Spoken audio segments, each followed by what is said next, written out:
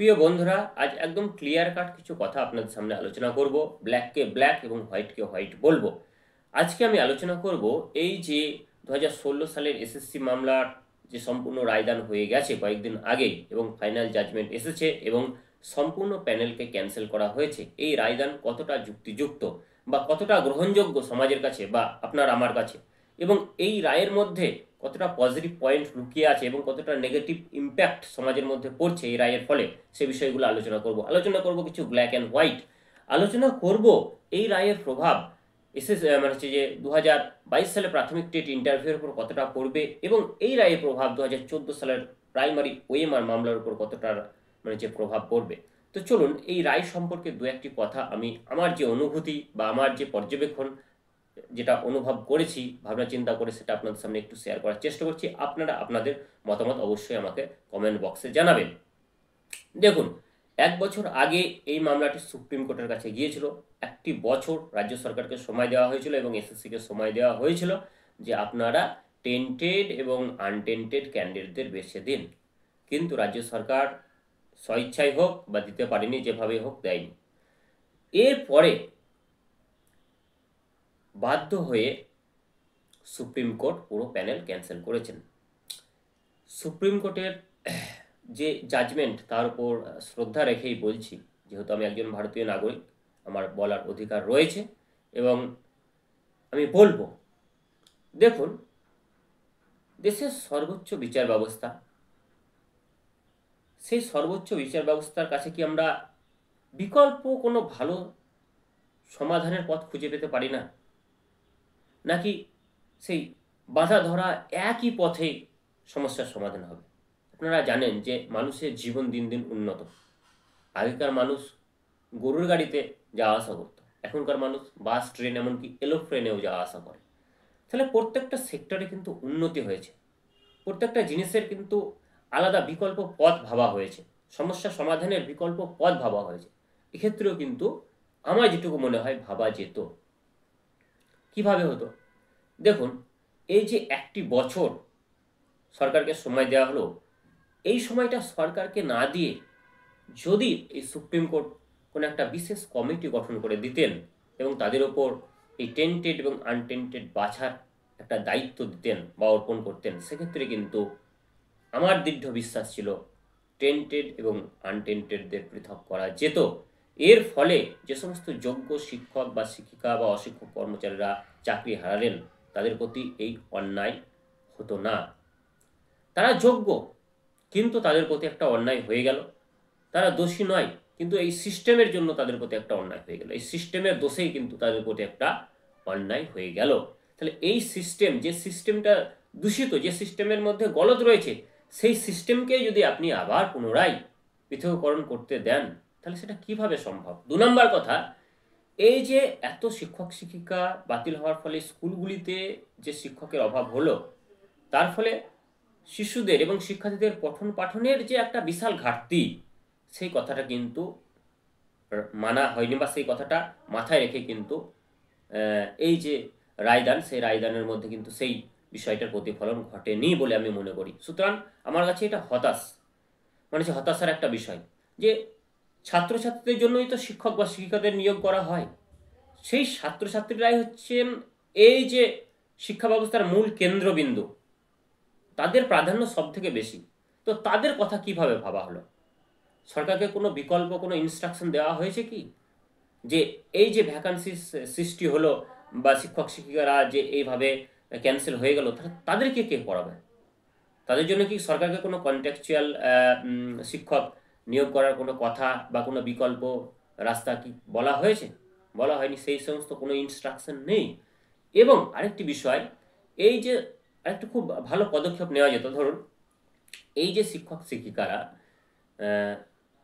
যারা বাতিল হলেন, তাদেরকে হয়তো 6 মাস সময় দেওয়া হতো। সেই 6 মাসের মধ্যে তারা বিদ্যালয়ে নিয়মিত যেতেন এবং বিদ্যালয়ে পঠন পাঠনের সঙ্গে যুক্ত থাকতেন, তারা বেতনও পেতেন। এই 6 মাসের মধ্যে সরকারকে বা কোনো সরকারকে একটা কঠিন পদক্ষেপ নেওয়ার কথা বলা হতো, যে আপনারা এই 6 মাসের মধ্যে যারা এই যে 25,000 কি 26,000 যারা রয়েছে, তাদের নতুন করে একটা পরীক্ষা নিয়ে, শুধুমাত্র তাদের নতুন করে একটা পরীক্ষা নিয়ে ইন্টারভিউ নিয়ে আপনারা নতুন করে একটা প্যানেল তৈরি করুন এবং এই পরীক্ষার মধ্যে যারা কোয়ালিফাই করবে এবং প্যানেলের মধ্যে যারা স্থান পাবে তাদেরকে রেখে বাকিদেরকে ছাঁটাই করা হোক বা বাদ করা হোক। তাহলে কি হতো, তাহলে এই যে যোগ্য শিক্ষক বা শিক্ষিকা তারা হঠাৎ করে বেকার হয়ে যেতেন না, তাদের জীবনে এই ধরনের দুর্বিষহ একটা প্রভাব নেমে আসতো না। সেই সঙ্গে ছাত্রছাত্রীরা সেই শিক্ষার সুযোগ থেকে বঞ্চিত হতেন না এবং স্কুলগুলো এইভাবে ভেঙে পড়তো না এবং সমাজও এইভাবে ভেঙে পড়তো। কিন্তু সেই পথটা অনুসরণ করা হয়নি, সেই বিকল্প পথের কথা ভাবা হয়নি। আমরা বর্তমান যুগে এমন একটা পরিস্থিতির মধ্যে রয়েছি, আমরা আর্টিফিশিয়াল ইন্টেলিজেন্স ব্যবহার করতে শিখেছি, আমরা কপি করতে শিখেছি, পেস্ট করতে শিখেছি, আমরা ক্রিয়েটিভ কি ভাবতে শিখেছি। আমাদের দাম তখনই হবে বা আমাদের মর্যাদা সমাজ তখনই দেবে, দেশ তখনই দেবে যখন আমরা ক্রিয়েটিভ কিছু ভাববো। একটি সমস্যার কি একটাই সমাধান হতে পারে? একটাই সমাধানের পথ হতে পারে? একটি সমস্যার সমাধানের পথ অনেক রকম হতে পারে, সেটা আমাকে ভাবতে হবে, সেই সমাধানের পথটা আমাকে অ্যাপ্লাই করতে হবে, তবেই তো আমার ক্রিয়েটিভিটি। এখন অভিজিৎ গাঙ্গুলি মহাশয় বলেছেন যে আমাদেরকে যদি এখন কমিটি করে একটা দেওয়া হয় তাহলে আমরা যোগ্য অযোগ্যদের বাছাই করতে পারি। এবং সেই প্রসঙ্গে বিশিষ্ট আইনজীবী বিকাশ রঞ্জন ভট্টাচার্য বলেছেন যে এটা আগে হলে সম্ভব, এখন আর সম্ভব নয়, যেহেতু রায়দান হয়ে গেছে। তাহলে তার কাছে একটা অনুরোধ বা প্রশ্ন বা যাই বলুন রাখতে পারি যে আপনি তাহলে আগে কেন বলেননি? যে আপনি বারবার এটা আবেদন করে এসেছেন হাইকোর্টের কাছে এবং সুপ্রিম কোর্টের কাছে যে পুরো প্যানেল ক্যান্সেল করা হোক, পুরো প্যানেল বাতিল করা হোক।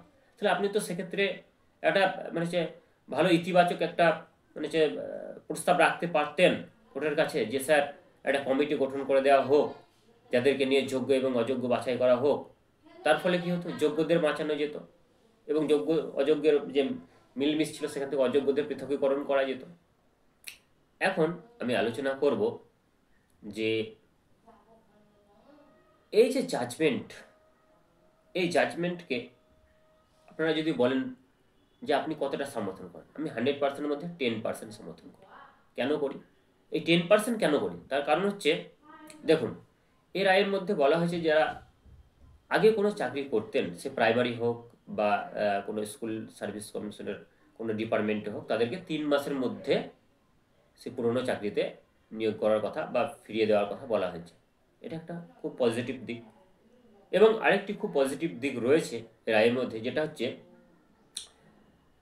যারা ফিজিক্যাল ডিসেবলড বা ডিসেবলড পার্সন বা শারীরিক প্রতিবন্ধী, তাদেরকে নতুন সিলেকশন প্রসেস না হওয়া পর্যন্ত তাদের বেতন বজায় রাখার কথা বলা হয়েছে।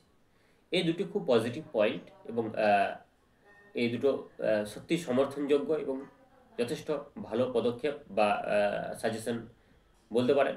তার জন্য এটাকে আমি সমর্থন করি। কিন্তু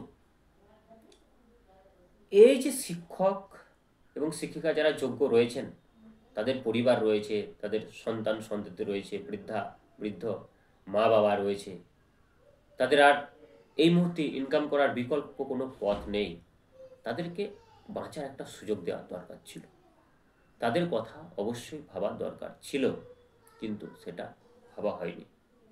আরেকটি সবথেকে বড় ব্যাপার, এই যে স্কুলের পুরো শিক্ষা ব্যবস্থা ভেঙে পড়ে গেল, ছাত্রছাত্রীরা একদম অসহায় হয়ে পড়ল, ছাত্রছাত্রীরা যে এই শিক্ষার যে অধিকার সেটা থেকে বঞ্চিত হয়ে গেল। এটার কি কোনো বিকল্প পথ করা যেত না? আপনারা কাইন্ডলি একটু জানাবেন, যেত না? এটার কি কোনো এই সমস্যাটার সমাধানে কি কোনো বিকল্প পথ বা বিকল্প কোনো ভালো উপায় বের করা যেত না? আমার দৃঢ় বিশ্বাস অবশ্যই যেত, যদি চিন্তা ভাবনা করা হতো এবং সেইভাবে যদি কোনো ইনস্ট্রাকশন আসতো সরকারের কাছে, তাহলে অবশ্যই একটা ইতিবাচক এবং সঠিক পদক্ষেপ সরকার নিতে পারত এবং এই স্কুলগুলিকে এবং এই বিদ্যালয়ের পরিকাঠামোকে, শিক্ষার পরিকাঠামোকে এবং ছাত্রছাত্রীদের যে শিক্ষার অধিকারকে কিন্তু রক্ষা করা যেত, কিন্তু সেটা হলো না। এখন আমি আলোচনা করব যে এই রায়ের প্রভাব 2022 সালের প্রাথমিকের যারা টেট পাস করে রয়েছেন তাদের ইন্টারভিউর ওপর কতটা প্রভাব ফেলবে। দেখুন, এই মুহূর্তে রাজ্য সরকারের অবস্থা একদম টলমলো ভাব। এই মুহূর্তে সরকার ভীষণ একটা মানে যে ধরুন চাপের মধ্যে রয়েছে এবং সামনেই বিধানসভা ভোট, এত কম সময়ের মধ্যে সরকার বিভ্রান্ত এবং কোনোভাবেই এই সমস্যার সমাধান করা সম্ভব নয়। কারণ ধরুন 25 লাখের কাছাকাছি শিক্ষার্থী পরীক্ষা দিয়েছিলেন, তাদেরকে যদি পুনরায় আবার পরীক্ষা নেওয়া হয়, ফ্রেশ সিলেকশন প্রসেস মানে যদি করা হয়, সেক্ষেত্রে তারাও আবার নতুন করে পরীক্ষা দেবেন এবং যারা চাকরিহারা তারাও পরীক্ষা দেবেন। তাদের পরীক্ষা নেওয়া, তাদের ইন্টারভিউ নেওয়া, তাদের প্যানেল প্রকাশ করা, তাদের নিয়োগ করা মিনিমাম 3 থেকে 4 বছর সময়ের প্রয়োজন। তাহলে এই যারা যোগ্য চাকরিহারা হলেন তাদের ভবিষ্যৎ কী হবে, তারা কিভাবে বাঁচবেন এই 3 থেকে 4 বছর, সেটা একটা খুব বড় বিষয়। এই সমস্যাটা সরকারকে ভাবতে হচ্ছে। এবং এই যে একটা মানে সে যে একটা বিশৃঙ্খল পরিস্থিতি, এই পরিস্থিতির মধ্যে সরকার কোনোভাবেই পারবে না ইন্টারভিউ নেওয়ার কথা ভাবতে। সরকার এই পরিস্থিতিতে 2022 সালের প্রাথমিক টেটদের কথা কিভাবে ভাববে? যদিও আমি মানছি যে বোর্ড আলাদা, প্রাইমারি বোর্ড আলাদা, এসএসসির বোর্ড আলাদা, কিন্তু সরকারের যে সুপ্রিমো রয়েছেন তার নির্দেশ ছাড়া কোনো কাজ হয় না বা হতে পারে না, এটা আমি বিশ্বাস করি। কতটা ঠিক কতটা ভুল সেটা বলতে পারছি না, কিন্তু আমার এটা বিশ্বাস যে তার নির্দেশ ছাড়া সম্ভব নয়। তাহলে কিভাবে 2022-এর টেট পাসদের ইন্টারভিউ 2026 সালের আগে হতে পারে? সম্ভাবনা খুবই কম। এবং সেই সঙ্গে তো ওবিসি মামলা রয়েছে। ওবিসি মামলার বিষয়টা কমসে কম এখনো 1 বছর গড়িয়ে গড়িয়ে যাবে। তাহলে সম্ভাবনা খুব কম। এখন এর বিপরীত পরিস্থিতি বলবে কেমন কি হবে না হবে। আর 2014 সালে প্রাইমারি টেটের ওএমআর মামলা যদি বলুন, যথেষ্ট প্রভাব পড়বে এই রায়ের। কারণ সরকার যেভাবে আঘাত খেলো, ভবিষ্যতে আর এই পথে হাঁটবে বলে আবার মনে হয় না। যদি হাঁটে তাহলে সেই একই ধরনের পরিণতি কিন্তু প্রাথমিকের যে সমস্ত শিক্ষক বা শিক্ষারা কর্মরত রয়েছেন তাদের জীবনে নেমে আসতে পারে। সুতরাং তাদেরকে বললো আপনারা সাবধান থাকুন, আপনারা গ্রুপে আলোচনা করুন, ইতিবাচক পদক্ষেপ গ্রহণ করুন, সংগঠিত থাকুন এবং সম্পূর্ণভাবে সরকারের উপর ভরসা করবেন না। আপনাদের নিজস্ব যদি কিছু করার থাকে, ভাবনা চিন্তা করা থাকে, সে বিষয়টি ভাববেন। আজকের আলোচনা কেমন হয়েছে কমেন্ট বক্সে জানাবেন, কতটা যুক্তিযুক্ত হয়েছে। প্রত্যেকে ভালো থাকবেন, সুস্থ থাকবেন, আমার চ্যানেলের সঙ্গে জুড়ে থাকুন।